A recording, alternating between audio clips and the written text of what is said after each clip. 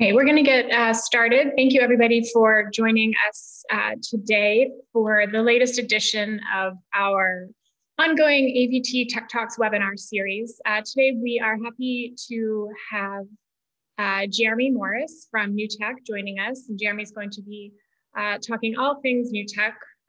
Jeremy is the New Tech sales specialist for the Northeast region. So as a New Tech partner, we work pretty closely with Jeremy and his team on projects that we've been working on. So today's main focus will be how to incorporate the TriCaster and other New Tech products into your classrooms for remote learning applications.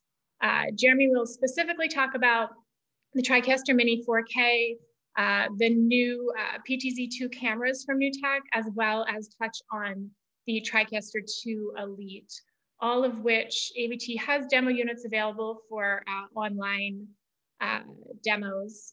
We also thought this would be a timely presentation today since many schools in our area and across the country are returning to virtual and remote learning in the last few weeks. And as well as many organizations that may have CARES Act funding to spend before the 2020 deadline approaches. A lot of the equipment and services that we'll be talking about today do qualify for that funding. So as a co-stars and a platform vendor in the state of Pennsylvania, AVT can help you to navigate the use of those funds before the end of the year. So just a quick snapshot of Applied Video. Some of you are familiar with our company, some of you are not. So we are an audiovisual systems integration company, and next year we will be celebrating our 25th year in business. So we're very proud and excited about that. We are a certified small-owned business, a women-owned business, and have several certifications in the industry, as well as with New Tech. So like I mentioned, we are a New Tech partner and an elite New Tech partner. So at this time, I would like to introduce Morgan Wright, who is our AVT sales manager, and she's a certified New Tech operator as well. And she'll be talking a little bit more about the AVT New Tech partnership, as well as the specific services that Applied Video can provide. So I'll hand it over to Morgan. And also feel free to submit any questions into the chat box or to email them to us. So thanks again for joining us, and Morgan. All right. Hi, thanks, Ashley, for the introduction. As Ashley mentioned, my name is Morgan Wright. I'm the sales manager here at AVT. Just to go over really quickly, AVT is a New Tech Platinum reseller. So that means that we offer a full service New Tech dealer offering. Everything from design and engineering through installation, commissioning, and training on the entire New Tech line of products.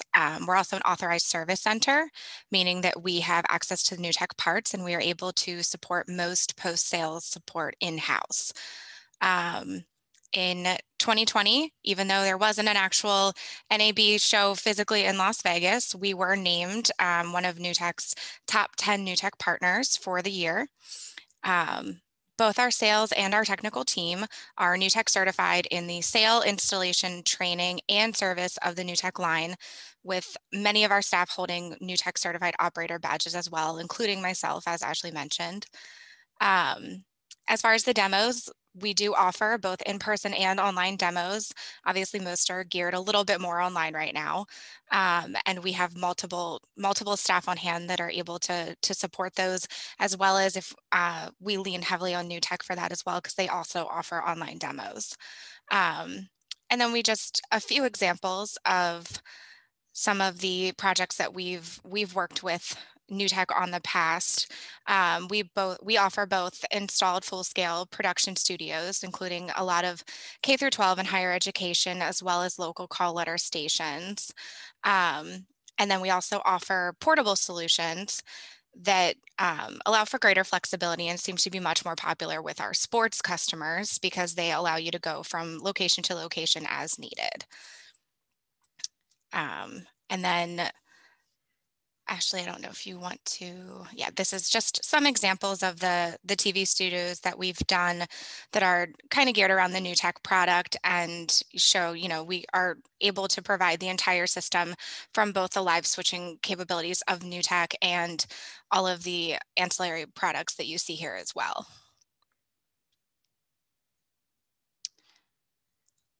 And this is just a quick snapshot of the portable systems that we do, including, you know, the case that you see here, as well as, you know, we've worked with a lot of the local call loader stations on trucks to go and support their on location needs, and as well as remote and classroom production facilities. And then NDI systems we've done with a lot of higher education customers, as well as corporate and, again, call letter stations. So that's just a brief overview of how new tech and AVT partner, and yeah, that's. Thanks, Morgan. At this time, I want to hand it over to Jeremy from New Tech, and he is going to go into the bulk of our presentation to demo some of the TriCaster equipment that we talked about earlier, and then talk about some case uses and how you may be able to implement this into your education solution. So Jeremy, and we'll be monitoring the questions as we go, so feel free to type those in at any time. All right, thank you very much. And yeah, please feel free to post questions as we go. I want to kind of keep this kind of free and open from a discussion standpoint. I'm going to start off with a little bit of a brief history and overview, especially if you're not completely familiar of what New Tech can do and what we offer. So New Tech started out in 1985 in Topeka, Kansas. Tim Jennison pretty much founded this company out of his garage and started off back in the day with the video toaster. And we've kind of grown up from there. Our headquarters is currently in San Antonio, Texas. And we became part of the VizRT group back in April of 2019. So now we are partnered with VizRT, and then NDI specifically is spun off as its own brand. So there's three technical separation companies involved under the one umbrella of the VizRT group. And we do everything from live productions. We've got our Skype for broadcast portfolio, network recording with our NRS platforms. We have our own cameras now, other types of connectivity with our Spark IO modules, which we'll talk about a little bit later, and just pretty much all centered around our TriCaster product line. Now, some of our rack-mounted chassis are our big boy systems here. We've got our TriCaster 2 Elite. That's our new toy that's been selling very, very well in a wide variety of market applications. The VMC, which is our top of the line broadcast production switcher. Our TC1, kind of like the bread and butter that kind of handles pretty much anything you want to throw at it. Our 410 Plus is a nice little entry level in the rack mounted chassis version product offering as well. And then our mini line, which includes our mini advanced systems that have HDMI and HDSDI connections. And then now our new little toy, the Mini 4K. This product is an all NDI based production switcher. It has a lot of horsepower in a small little form factor. It's very portable, works very well in a lot of environments. And that's kind of what we're going to talk about for the most of today. And then some other highlights with our replay systems, the 3Play 425, which has been around for a little while, and then our 3P1, which is our all NDI infrastructure, and then our Spark modules. These are our converter boxes that will convert signals from baseband video, either HDMI or SDI, back and forth.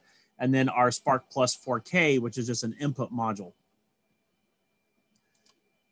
We also have our current camera offerings, the 4K camera, our UHD, which that's the one that I'm currently using. And then our PTZ2, which is our new camera that we've just announced. It's got a little bit of a hood on it for different lighting environments, and works out very well with the new flavor of our NDI HX2 protocol.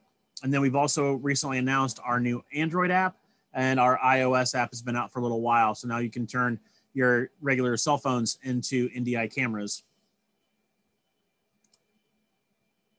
And from a control surface standpoint, we do have our 4 and 2 stripe for our larger systems.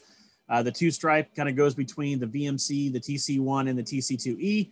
And then we've got our TC1 small panel, which will also work with the Mini 4K. And then we've got our mini control surface, which works for the other mini products. Our fan favorite, the TriCaster 850 Time Warp, is still around for DDR control for playback of video sources, and then our 3-play replay controller.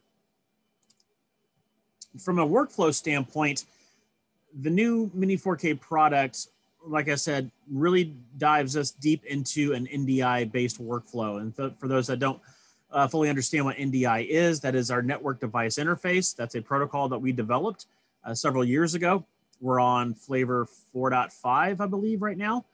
That pretty much is the only way to get fully bidirectional video across an existing network.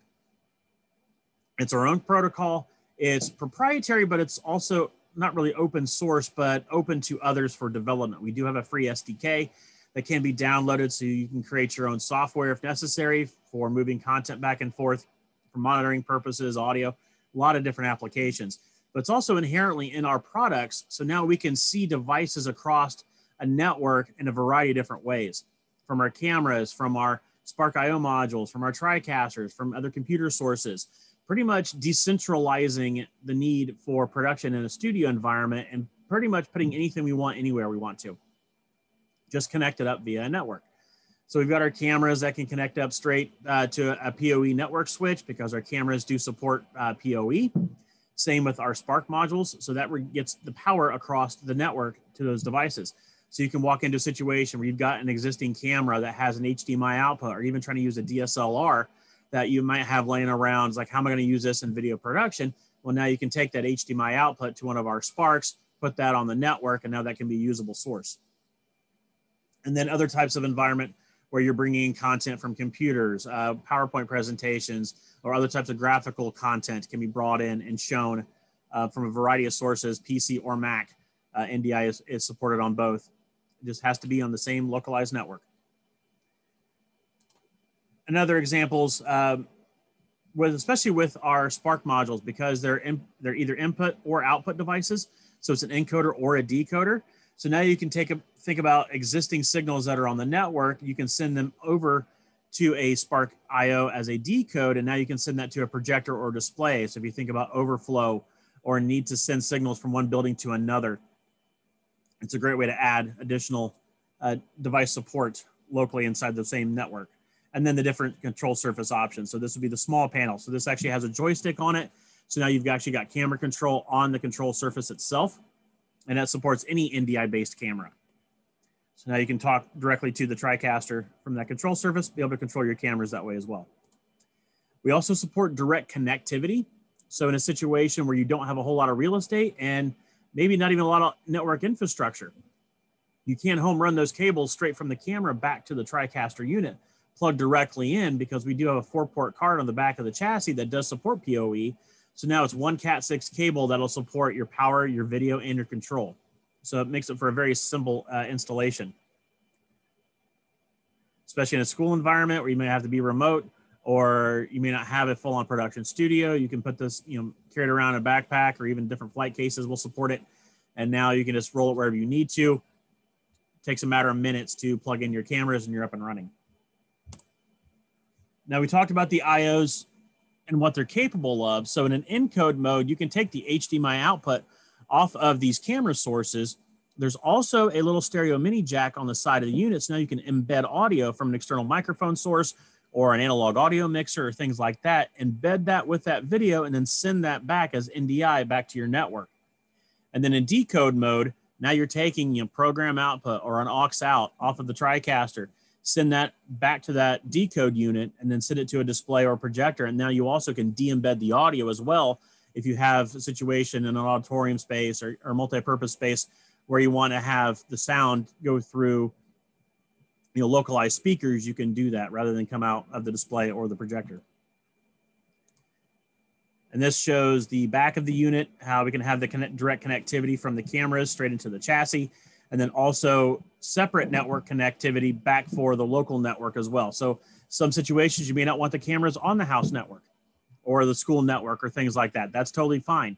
We can give camera access straight to the TriCaster and then just leave regular school or house network off those other 2 gigabit ports for laptop sources, the rest of the house network, and then also to a wireless device where you can bring in your iPhone or Android sources. Now, we highly recommend a dedicated 5G Wi-Fi, not 5G for cellular, because NDI does not work over the data plan. It would be a dedicated Wi-Fi signal. Isolate that, keep that away from everybody else. So it's like on a school network, make it a proprietary video Wi-Fi that only certain people have access to for certain passwords.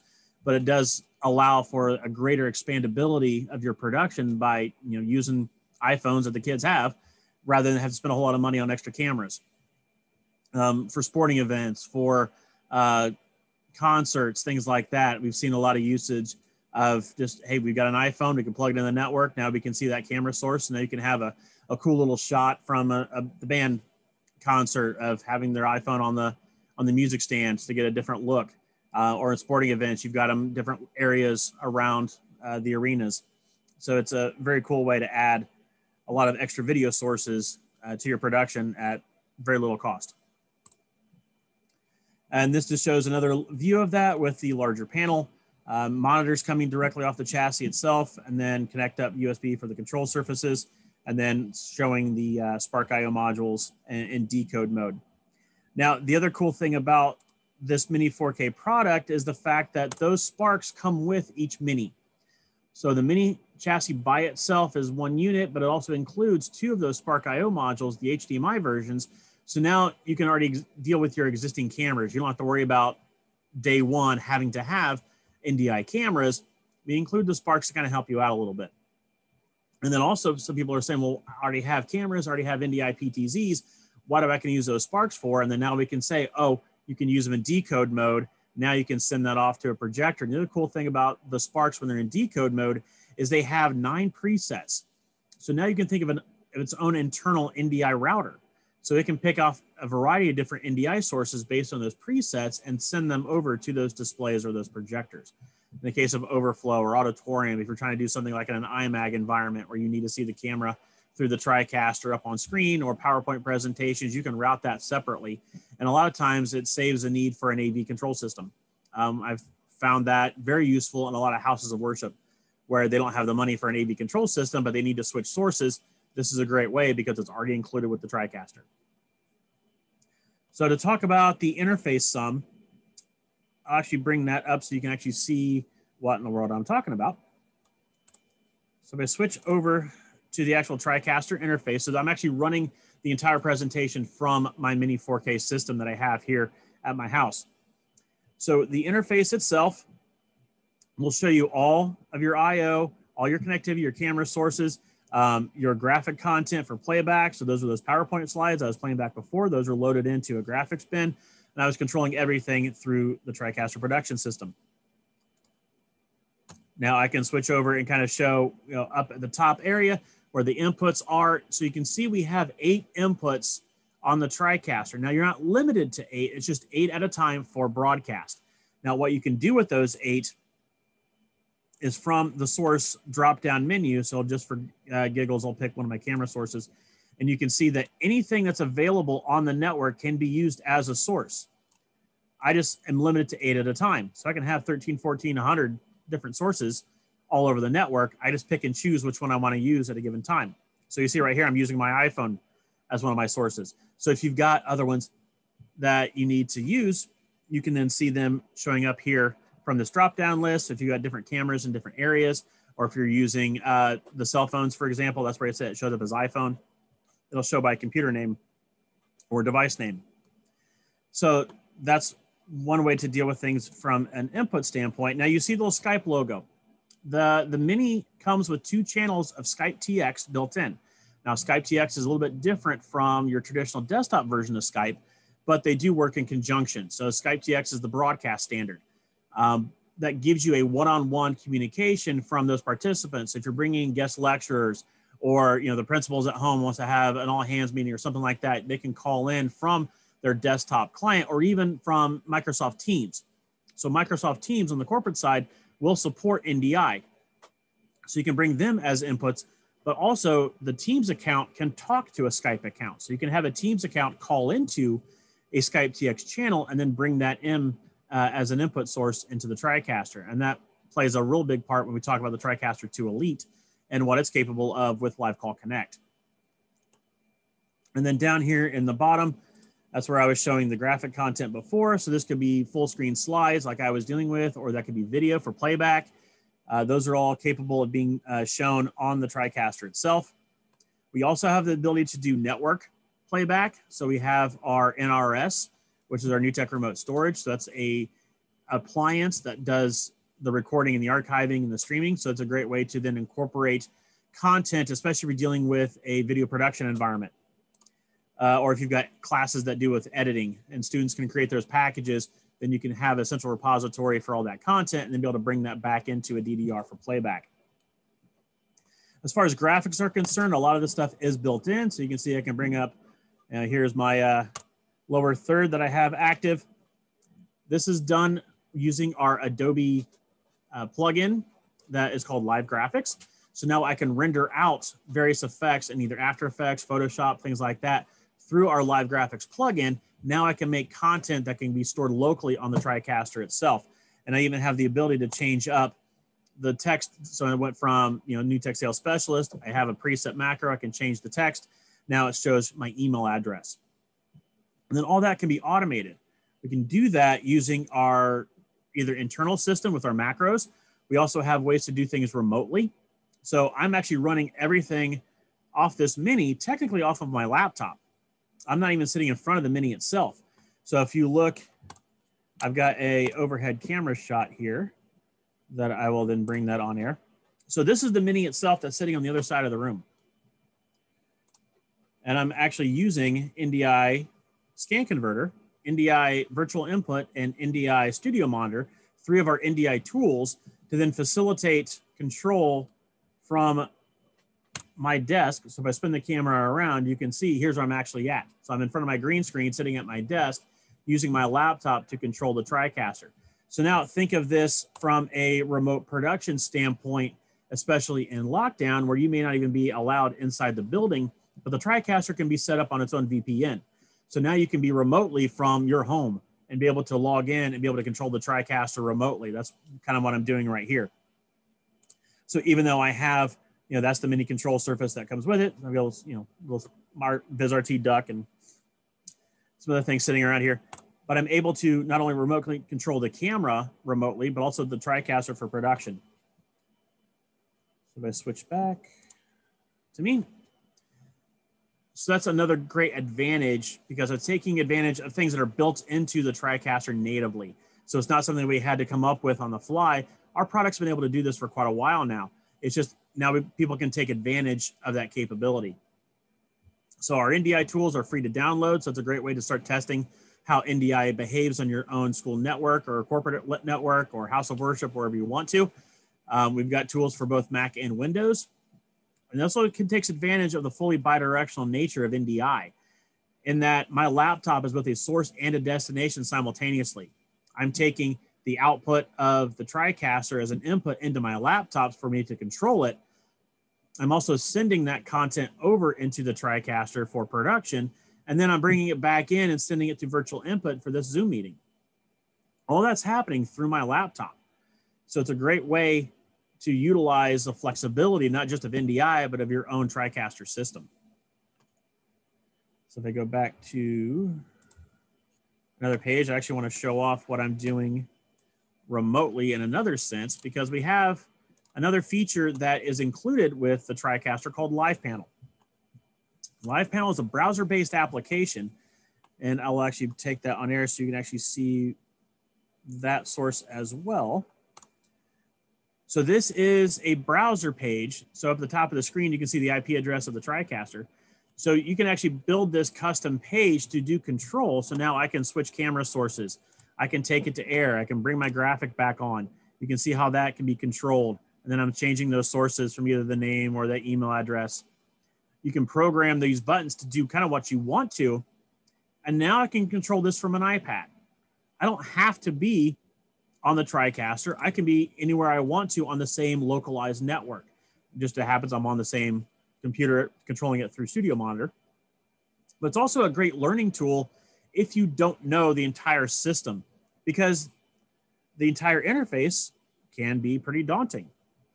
So if you want to see this entire production, that's a lot going on. It's a lot to learn. And yes, the folks at AVT are great trainers and they can help you learn all this. But in a school environment where you've got a lot of kids that cycle in and out, you can have your power users or your school admins or your teachers to be able to control the entire TriCaster. Then you can simplify things by doing something like the live panel. So now this is a much simpler interface to deal with. They know, hey, if I want to bring on camera one, I select camera one, it's on preview. I hit take, it's now on air. Now you can see without the green screen effect what it looks like. Or now I take my host because that's actually my live set. Very simple operation, and they can't mess with what's going on inside the session itself. They can only affect what's going on this live panel. So that's another great way to introduce TriCasters to younger students, novices, people that don't fully understand video production, but they want to get their feet wet. People are used to clicking pages on websites and on their iPhones and iPads. So it's a very easy way to get them into operation of a TriCaster. Are there any questions so far? I do see something in here.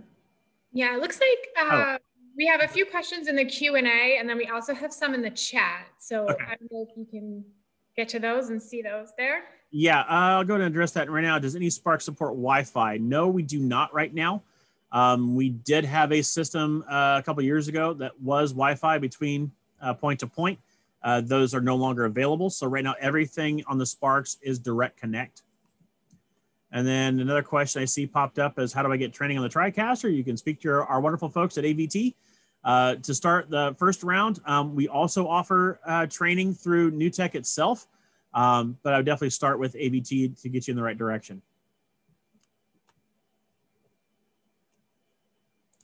And then there was something in the chat. Yeah, it looks like there's two questions in the chat. So there's one that, can you see those there? Yeah, how many PWE devices are possible on the Mini 4K at once? Okay, this is an interesting topic to talk about. So I'll go back to that one slide that showed the back of the unit. So that on the direct connect aspect of it, there are 4 PoE ports, but you're talking about an overall power budget of 60 watts. So that's why in this slide, I'm showing 2 cameras and 2 Sparks, because I can fully support 2 cameras. I can't really support a third because it doesn't have enough horsepower, enough power actually to support full pan tilt. I would just get video out of it. The camera wouldn't actually move.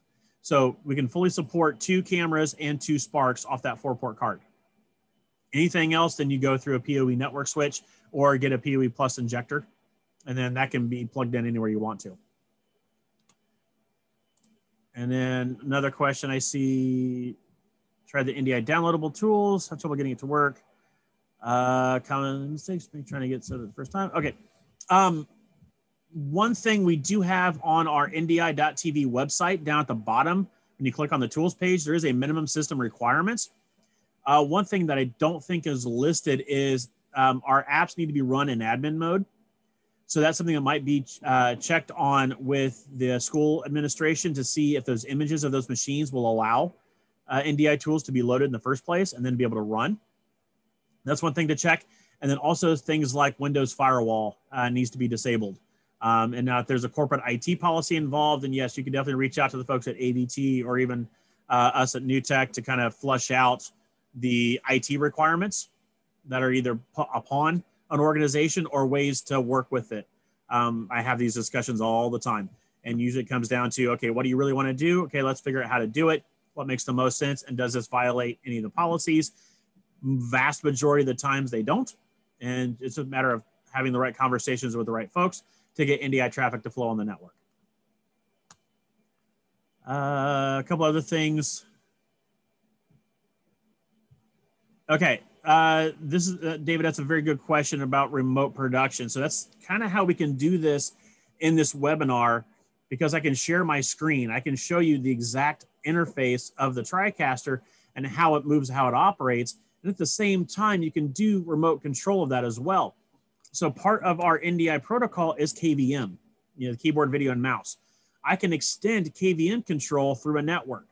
It's a great way to do it through Teams. especially when you're dealing with PC to PC. If you're talking about a Mac, kind of all bets are off with that. There's not a good solution on the Mac platform for KVM control. There's some other things we can get in the weeds on that. But from PC to PC, it does work out very, very well, where you can have one computer, one location, dial in through, through a VPN or some other type of direct connection, and then be able to control the TriCaster remotely. So then that gives you that sense of, hey, I can actually control a TriCaster from a remote location.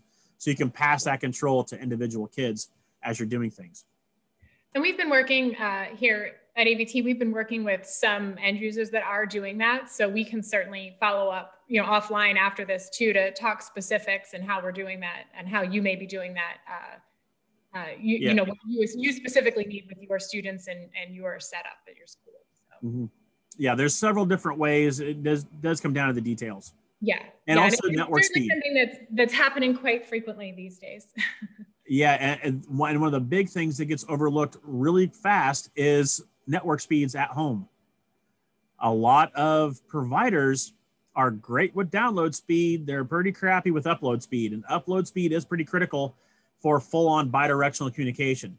So a lot of latency can happen with very poor upload speeds. So that's definitely something that needs to be considered when you're talking about doing things remotely, is checking off that box as like, okay, where are you? What type of signal do you have? Can this be supported?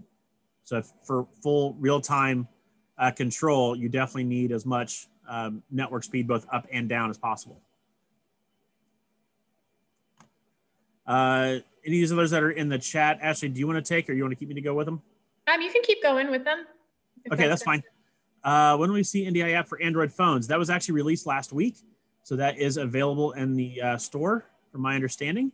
I have an iPhone, so it's been out for a while. I've been using it quite well. And in fact, let me see if I can't activate mine real fast and actually show you what it would look like on air. One thing to keep in mind regarding either the iPhone or the Android app is the fact that you're dealing with a wireless connection. And I like to say Wi-Fi is 100% reliable 30% of the time. So keep in mind when you're dealing with those signals that you have a strong Wi-Fi source. The WAP, the wireless access point, has strong enough band, and also there's not any other interference from any other types of devices. Don't put it on the same shared guest Wi-Fi with everything else, because it's going to get bombarded with signal. You're not going to have a good enough bandwidth to actually make it a usable device. So that's why I say a lockdown, only have certain people access to it. So maybe even hide the SSID in some cases, where only certain people can access it at certain points. But we also have bandwidth allocation controls inside the app itself. So if you're in a situation where you're not going to have strong enough signal strength, you can dial down the phone so it's not trying to send a 4K signal from an iPhone 11 over really crappy Wi-Fi. That's just going to choke it. It's going to be unusable. So we do have a bandwidth allocation, so we can dial that down. And so, yeah, it might be a 720. That's totally fine. It's still usable. And that's the other beauty part about our production environment and our TriCasters, is every single input can be completely different. NDI is resolution and frame rate agnostic. We don't care what you're sending down. It's just getting it to the TriCaster. Now we can manipulate it, send it back out in whatever resolution that we want to. Explain how I bring the camera in for a PoE connection. No, on the TriCaster 460, that is not supported. Anything would have to go over the regular network, and then as NDI into the TriCaster. So there is no direct connectivity between a camera and a TriCaster 460. That would have to go through a regular network switch. KVM control work with Zoom. Good question. Sometimes yes, sometimes no, depending on the version of Zoom and what type of end device Zoom call is actually running on. I have seen it work. I've also seen it crash horribly because we have no control over Zoom. Zoom is what Zoom does. And then kind of try and see. I know the webinar is completely different from your regular meeting rooms, especially when we talk about Live Call Connect on the TriCaster 2 Elite. We cannot work with the Zoom webinar feature locally on the TriCaster, but we can deal with the regular Zoom meeting rooms. So that's something to keep in mind. Is the NRS a mapped drive, or do you need to record NDI directly to it? Both, depending on how your network is set up. We do have ways on the Share Browser app that's part of the NRS, so every local workstation can bring in NDI signals locally, so kind of like a crash record, completely independent of what's going on from the TriCaster. At the same time, you can map any of our recordings to anything that's on that network drive. So now you can send that content straight to the NRS from the TriCaster. At the same time, the local workstation is crash recording, bringing in an NDI source completely independent of what's going on the TriCaster. So it is a very, very cool workflow that hopefully AVT will bring me back at some point to talk about. Is a Spark working bidirectional in and out at the same time? No. So it's either input or an output. So it's in either encode mode or decode mode. Now, one of the cool things about it when it's in encode mode, so this is the Spark IO 4K with the HDMI. I have an HDMI input and an output. So if I'm coming off of a camera, I can go straight to the input and then loop out that HDMI out. So I can get a local monitor of that HDMI signal. And then I'm sending that NDI back down the network. And then when I'm in decode mode, it's just that HDMI output that's working. What else? YouTube in with scan converter, mini 4K music plays with hiccups and out of tune. Lock is going on here. So that comes down to what is the source computer is playing back that YouTube clip. Also, especially if it's a Mac, it's going to automatically throttle that. You're not going to get full FIPS, not full frame rate, because Macs are inherently encrypted. So it doesn't matter what you're trying to do, the Mac machine will manipulate that video. A lot of times it's better off, if you can, just to download that video and store it locally. Also, YouTube has a lot of issues with audio bitrate. YouTube wants to be in 44.1 instead of 48. So a lot of times there is conversion issues, especially audio cards have problems converting that to get it to 48, to send it to NDI or other types of conversion gear. So it's kind of hit or miss. Sometimes it works just fine. I've run it a lot with no problems. And then there are days where YouTube just wants to be a royal pain. So especially if you're playing content back. Also, you're also talking about putting it on the network. So now you've got to convert that into a frame rate that's acceptable for NDI. So sometimes you've got the little adjustments in YouTube as far as what the frame rate and resolution is going to be. So if you leave it in auto, it's going to play back kind of whatever. But you can use our NDI screen capture. So it used to be called scan converter. On the newest version of NDI tools, it's now called screen capture. And we even have an HX flavor of screen capture now. So that will save you a little bit of bandwidth on the network. That then you can manipulate that region of interest through it's just the output, or if you put it in full screen mode. So there's a lot of variables trying to play back video content like that. Yeah, I addressed that Spark. Cam into TriCaster program out to a monitor next to camera or Spark. So it's you gotta if that's the case, then you need two Sparks, one going as an input and then one as a decode taking that output.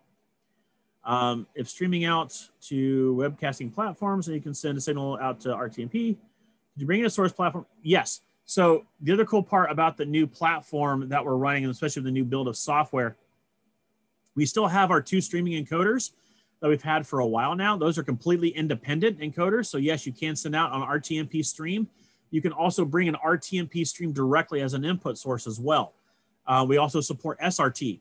So now you can do two SRT ins or two SRT outs at the same time. So we have a wide variety now of IP sources that we can bring in native as an input. So you can go in under add-ons, you can go into your IP configuration and set up that RTMP input stream and then be able to use that as an input source.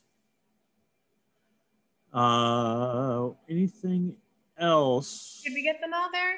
They were. Hold on a second. Here's another one. I think there's one more in the chat. Okay, and this one looks like it came in as an email to me earlier also, so that's good. We can get as far as ranked, I'm not going to talk about ranking because I'm a bit biased on that. But ProPresenter actually does support NDI, so you can actually use that not only for your production in front of house, but you can then take those content elements and bring them as NDI sources back into the TriCaster. So there's a very good working relationship between TriCaster and ProPresenter in a lot of applications. So that part of that question I'll address. Can a Spark powered over Ethernet PoE, or do you need a powered plug? Either. So there is a little USB port on the side of the Spark. So if you don't have a PoE switch or a PoE injector, then you can power it locally using a standard USB phone charger. Just, even like your little iPhone bricks will work to power the boxes. And I do believe that a power supply does come with them if you don't have a PoE port. Now, if you're plugging it straight off the back of the Mini 4K itself, then that will power the box. So there's a question regarding comparison chart. Yes, we actually have those on our NewTek website, and then you can also contact AVT to go through to see which TriCaster model makes the most sense. They do vary in functionality and cost. So it all comes down to how many sources are you talking about, video connections, are you talking about portability, number of sources, number of record channels. There's a lot of different factors that go on to selecting which TriCaster makes the most sense. We even have a marketing campaign that says what TriCaster is the best for you. And then the folks at AVT can definitely talk about that.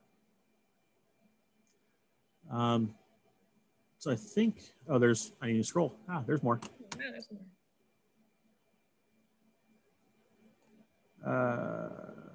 Okay. Oh, there's a good question regarding cameras, being able to control them from a long distance. Yes, that is possible. Morgan and I have a very good use case of that going back from last year.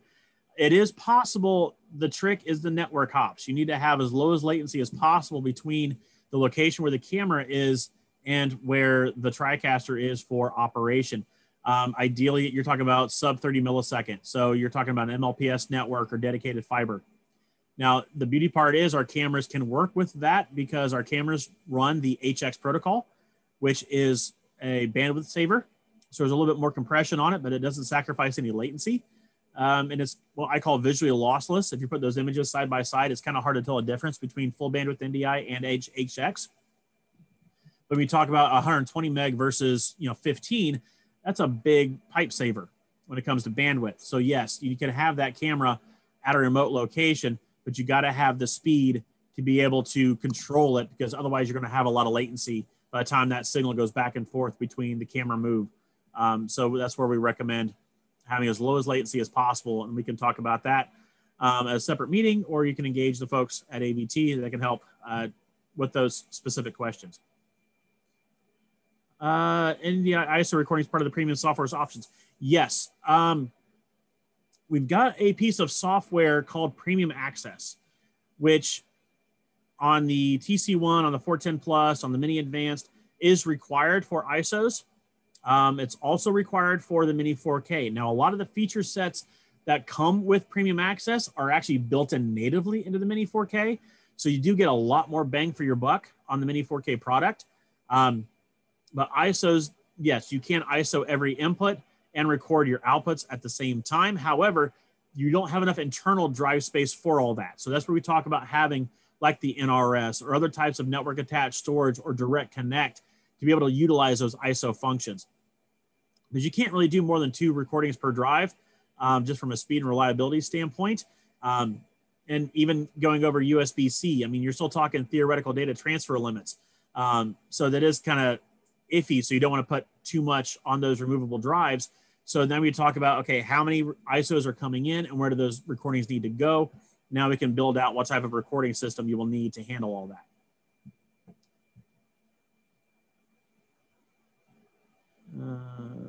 RSP, that is a little bit of a different animal. We need to have an offline discussion about RSP because it's not widely used. It's not very much supported by a variety of applications.